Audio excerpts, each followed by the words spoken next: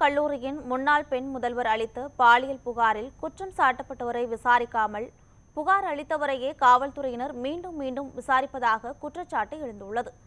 மதுரை திருமங்கலத்தில் உள்ள தனியார் கல்லூரியில் முதல்வராக பணியாற்றிய வெண்ணிலா என்பவருக்கு பதிவாளர் ராமகிருஷ்ணன் பாலியல் தொந்தரவு அளித்ததாக கூறப்படுகிறது. இந்த புகார் குறித்த வழக்கு உயர்நீதிமன்ற மதுரை கிளையில் விசாரிக்கப்பட்டு வருகிறது. இந்த நிலையில் புகார் அளித்த தன்னையே காவல்துறையினர் தொடர்ந்து விசாரிப்பதாக வெண்ணிலா குற்றம் சாட்டியுள்ளார்.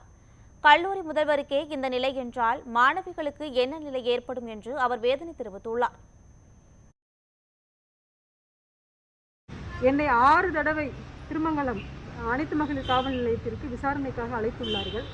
நான் ஒரு 5-6 பேர் கொண்ட எனது சாட்சிகளையும் எனது கைபேசி எந்த கைபேசிக்கு செல்போனுக்கு அந்த வாட்ஸ்அப் மெசேஜ் வந்ததோ அந்த செல்போனையும் அது சம்பந்தப்பட்ட சில டாக்குமெண்ட்டுகளையும் நான் அக்டோபர் 16ஆம் தேதியே மகளிர் காவல் நிலையத்தில் ஒப்படைத்துவிட்டேன்.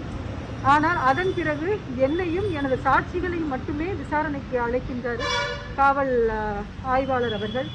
நானும் அவர் மீது என்ன நடவடிக்கை எடுத்தீர்கள் என்று கேட்டால் அதற்கு எந்த விதமான பதிலும் அவர்களிடம் இல்லை.